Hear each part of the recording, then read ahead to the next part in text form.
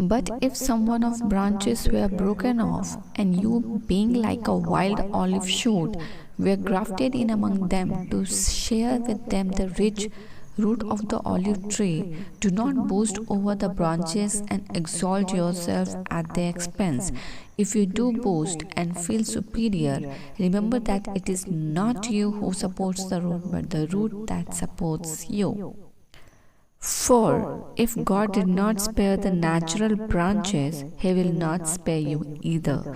Then appreciate the gracious kindness and the severity of God to those who fell. Severity, but to you, God's gracious kindness. If you continue in His kindness, otherwise you too will be cut off.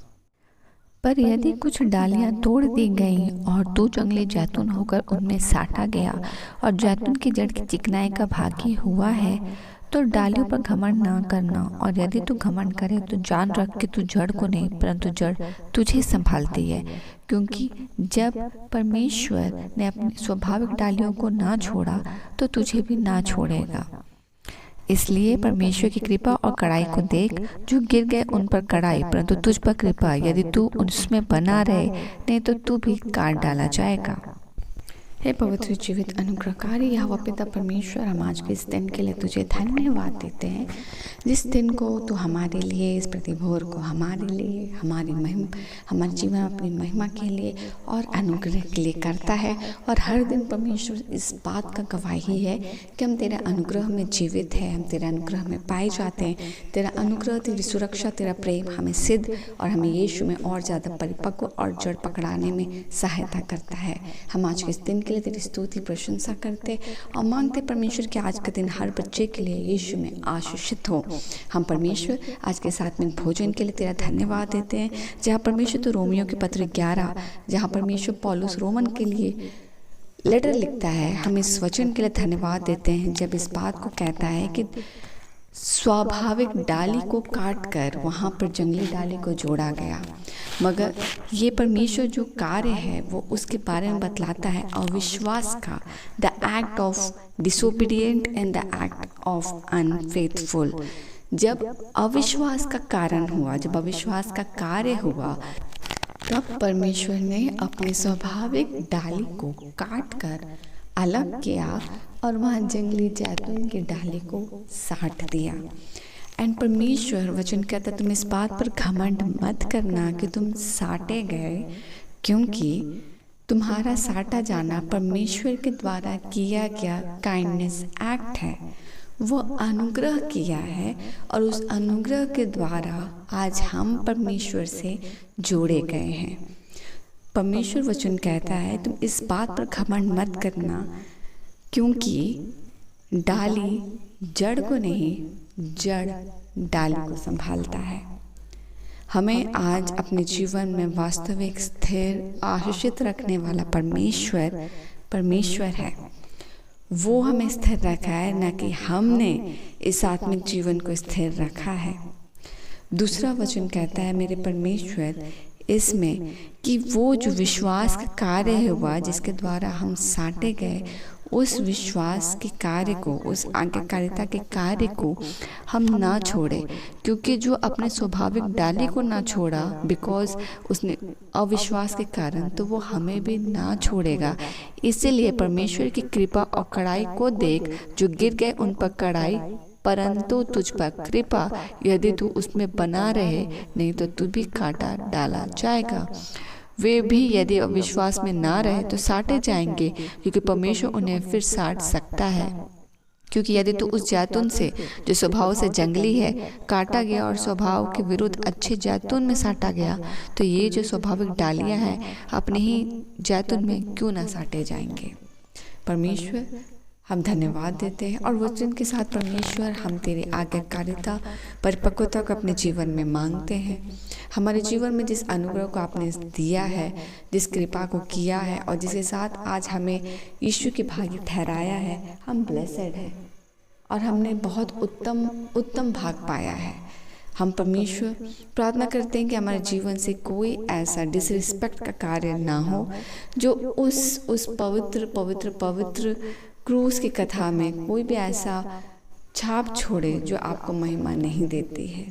आपने हमें गंभीर बनाया है, क्योंकि परमेश्वर हम संसार के प्रति, अपने रिस्पॉन्सिबिलिटी के प्रति बहुत बार गंभीर होते हैं, और बहुत बार परमेश्वर अपने डेली रूटीन में इस तरह फंसे रहते हैं कि the priority, the most prior thing where Christian should give the priority हम नहीं देते हैं।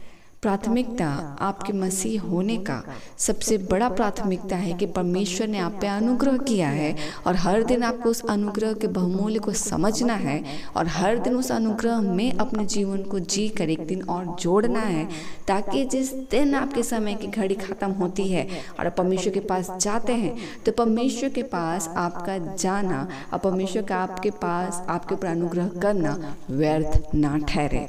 The meeting when you meet to God, when we meet to God, when we will complete our journey over this earth, and we will complete the journey and will meet the God, there's the purpose, that's the purpose। and जब हम वहाँ मिले तो परमेश्वर का हम पर अनुग्रह करना और हमारा परमेश्वर विश्वास करना व्यर्थ ना हो, that won't be waste।